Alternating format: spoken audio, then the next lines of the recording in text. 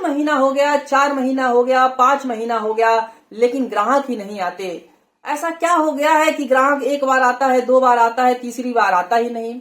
हालांकि मेरी दुकान भी सही जगह पर है, फिर भी ग्राहक नहीं आते, दूसरे की दुकान पर चले जाते हैं। मैं कहाँ गलती कर रहा हूँ? ऐसा क्या चूक हो रही है कि मेरी कमाई नहीं बढ़ रही है? चलिए दोस्तों, इन सभी मुद्दों पर हम बात करेंगे और इसका समाधान ढूंढने का प्रयास करेंगे। तो चलिए शुरू करते हैं।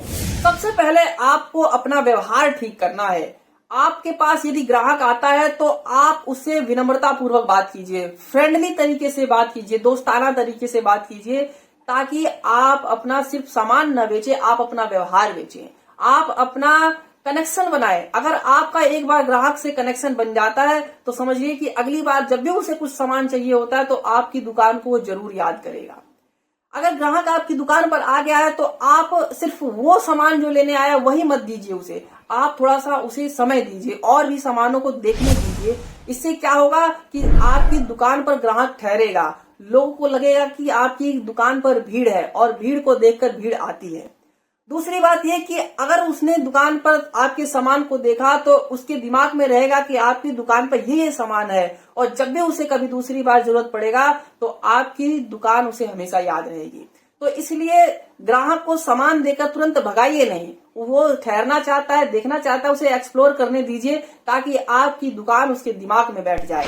अगर ग्राहक आपका सामान खरीद कर ले गया और किसी कारणवश उसे वापस करना चाहता है तो आप उसे वापस कर लीजिए। आप ऐसा ना कीजिए कि मैं इसे वापस नहीं करूंगा, ये टूट फूट हो गया या वैसा हो गया। ऐसा 1-2 बार कम से कम आप वापस कीजिए उसका, आपके प्रति उसका सम्मान बढ़ेगा कि आपने सामान को वापस भी ले लिया। आपका ज्यादा नुकसान नहीं होगा। अगर उसने पूरा ही डैमेज कर दिया है तो आप विनम्रता पूर्वक उसे बात कीजिए कि भाई ऐसा है कि ये मतलब वापस नहीं होगा।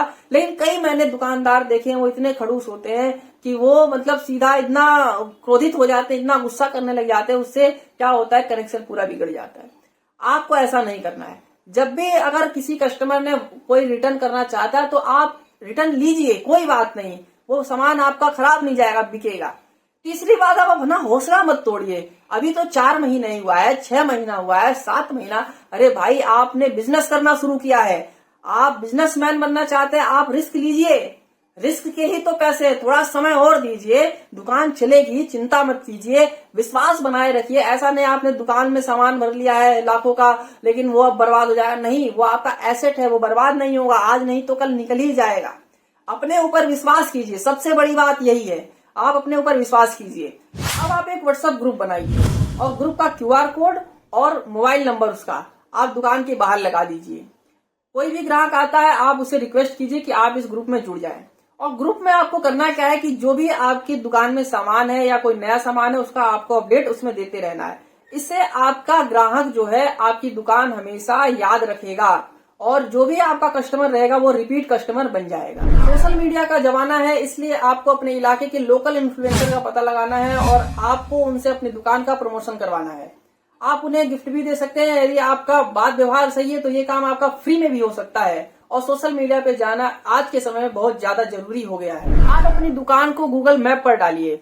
गूगल मैप पर डालना बहुत ही आसान है। अगर आप यूट्यूब पर सर्च करेंगे तो हजारों वीडियो मिल जाएंगी कि कैसे गूगल मैप पे अपनी दुकान को डालते हैं। वहां से आप सीखिए और डालिए, इससे आपको फायदा ही होगा, कोई नुकसान नहीं होगा। इसकी रेटिंग पे काम कीजिए, इसकी रेटिंग बढ़वाइए, आपको जरूर फायदा नजर आएगा। अगर आपकी दुकान पर कोई नया कस्टमर आया है, पहली बार आया है, तो आप उसे जो भी वो मांगे उसे 1-2 रुपए कम कीमत पे दो। आप ये भी कर सकते हैं कि वो अगर पहली बार आया तो आप उसे वेलकम गिफ्ट दे सकते हैं, कुछ 5-10 रुपए का कोई भी चीज आप उसे गिफ्ट दे सकते हैं। इससे आपका जो इंप्रेशन है बहुत अच्छा पड़ेगा। रिपीट कस्टमर पाने का एक इफेक्टिव तरीका ये है कि आप एक कूपन बनाइए, आप एक कार्ड बनाइए, उस कार्ड पे आप अपनी दुकान का नाम वगैरह लिखिए और बच्चों में बांटिए, आप कस्टमर में बांटिए। अगर कोई आपसे सामान खरीदता, आप एक मिनिमम प्राइस सेट कीजिए कि अगर आप 50 रुपए में 50 रुपए का तक का सामान लेते हैं, 100 तक का, आप जैसे आपको सुविधा लगे आप वो प्राइस सेट कीजिए और उस कार्ड को दीजिए। और आप कहिए कि अगर आप 10 कार्ड मेरी दुकान से या 10 कूपन आप मेरी दुकान से कलेक्ट कर लेते हैं तो आपको सरप्राइज गिफ्ट मिलेगा। आप उस सरप्राइज गिफ्ट में 10 रुपए, 5 रुपए, 15 रुपए, जैसे आपको सुविधा लगे आप उसमें गिफ्ट दे सकते हैं। इससे माउथ पब्लिसिटी होगी और बच्चे ज्यादा पार्टिसिपेट करते हैं। अगर आपके दुकान के आसपास कोई स्कूल वगैरह है तो समझ लीजिए कि आपकी पब्लिसिटी हो गई, क्योंकि बच्चे ज्यादा इसमें पार्टिसिपेट करते हैं, कूपन इकट्ठा करना और ये तमाम काम करना।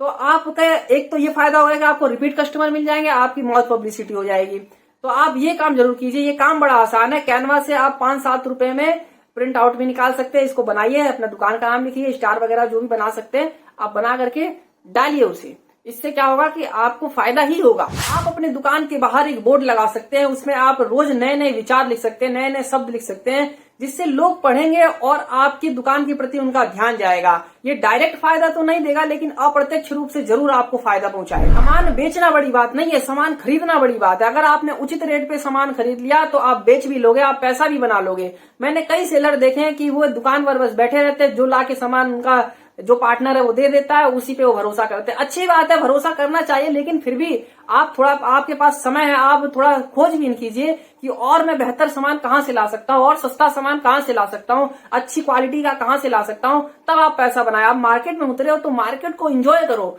ठीक है, मार्केट को आप ढूंढो, खोजबीन करो, आप जरूर पैसा बनाएंगे। और सबसे बड़ी बात यह है कि आप अपने आप को निराश मत करो, आप अपने ऊपर विश्वास करो, आप करोगे। आज नहीं दुकान चल रही है तो कल जरूर चलेगी। ऐसा नहीं है कि आप नहीं कर पाओगे, आप कर पाओगे, ठीक है। आप यहाँ आए हो, यहाँ भी जाओगे और ऊपर जाओगे। बस आपको अपने ऊपर विश्वास बनाए रखना है। दोस्तों, इतना ही कहूंगा।